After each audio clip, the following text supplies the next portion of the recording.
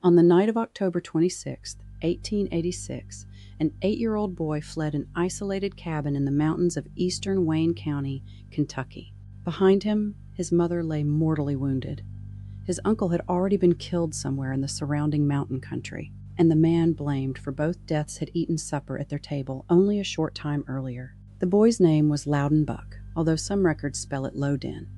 He lived with his mother, Mary Ellen Buck, and her older brother, Jarvis Buck. They lived in a remote area near Back Cliff Mountain, south of Mount Pisgah. Jarvis was 42 years old. Mary Ellen was 38. Their home stood far enough from town that darkness, distance, and rough mountain country offered protection to anyone who entered with violence in mind. Loudon ran approximately a mile before reaching a neighbor and spreading the alarm. Whether that distance was precisely measured, this grim fact remains. A child escaped the murder of his family and carried the first news of it through the darkness. What followed would horrify Wayne County and beyond. Much of this story was preserved and retold by a Kentucky historian named Robert Rennick. We were able to find several accounts of the murders that night. It attracted newspaper attention across our region, reaching far beyond Kentucky, and it ended less than 3 months after, when thousands of people gathered around a gallows in Monticello. Granville Pruitt apparently knew about Jarvis Buck's recent financial dealings. Jarvis raised and traded livestock. He had reportedly completed a profitable sale of a horse or stock. Whatever the transaction, word had circulated that Jarvis might be carrying money. On the evening of October 26th, Pruitt arrived at the Buck cabin. Nothing suggests that Jarvis or Mary Ellen initially considered him an immediate threat. They allowed him into their home. He sat at their table and ate supper with Jarvis, Mary Ellen, and Loudon.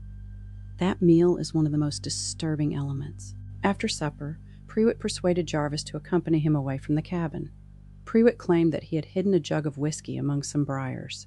When Jarvis bent down to retrieve it, Pruitt attacked him with a knife. An early newspaper report alleged that others were also waiting. Jarvis left the safety of his home because a man who had just shared his supper gave him a reason to walk into the mountain woods. There, Jarvis Buck was killed. Newspapers described his injuries in appalling terms, one saying he was nearly decapitated, while others highlighted slightly different details of the killing. Some said it was only Pruitt, while others say at least 2 other men were involved, but nearly all reports provided gruesome details. That one consistency suggests that the horror was not merely sensational journalism. If robbery was the purpose, the attack initially failed. Pruitt reportedly searched Jarvis, but did not find the money he expected. Unfortunately, the crime did not end there. He returned to the cabin, where Mary Ellen and Loudon were waiting for Jarvis to come home. Mary Ellen apparently asked why her brother had not returned. Pruitt told her that Jarvis had stopped to attend to the livestock and would be along shortly. It was a simple, plausible explanation in a country household. What happened next is described differently, but none is less than horrific.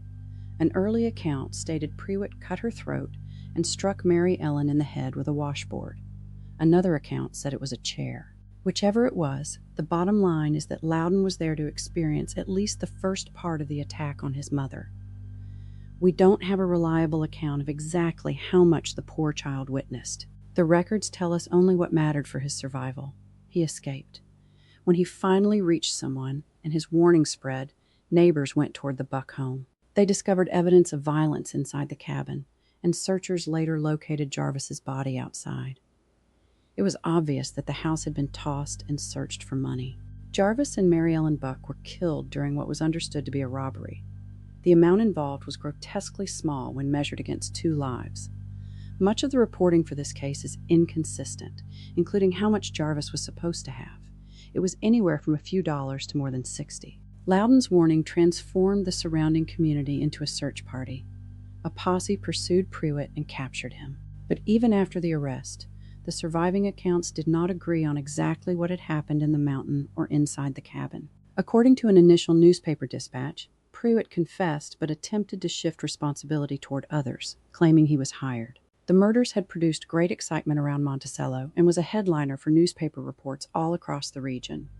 Later histories, however, focus almost entirely on Pruitt. Other names nearly disappeared. The judicial process moved with remarkable speed, unlike the process today. Before the winter was over, Pruitt had been arrested, tried, convicted, and sentenced to the gallows, and it was soon time to pay the price. By the night of January 11th, 1887, people were already arriving in Monticello. The execution was scheduled for the following day. Hotels and livery stables filled with visitors from throughout Wayne and neighboring counties, and from as far away as Tennessee. They had come to watch a man die. The gallows stood behind the courthouse yard. A temporary enclosure surrounded it. The scaffold reportedly stood 7 feet high and measured 8 feet square. The crowd continued to grow. The Signal estimated approximately 4,000 people entered Monticello. An excited mass surged through the town. People climbed trees, fences, and rooftops. One barn roof reportedly collapsed beneath the weight. There was scarcely an open place within 30 yards. Even so, only 60 people were permitted inside the enclosure. Tickets became valuable enough to sell for $5 each, a considerable sum for the 1880s. In today's market, it would be around $160 to $170, or a little more or less than what some paid recently to see a PBR event held in Somerset during the 4th of July. The people of Wayne County were outraged by the murders. Yet the scene had become commercial entertainment. Money was changing hands for the privilege. According to reports, Loudon Buck was brought to Monticello for the execution. Someone attempted to make the boy shake hands with Prewitt. Loudon refused. Prewitt was brought to the scaffold. The noose was placed around his neck. The formalities were completed. Then the mechanism was released. As a guard reportedly began removing the rope, Loudon was said to have spoken, "Let it stay on." That statement reveals what the crowd wanted: proof of justice. But the story did not remain unchanged. By 1939, important elements had already been distorted. A man named Johnson described Jarvis and Mary Ellen as husband and wife. Most of the reporting, however, identifies them as brother and sister.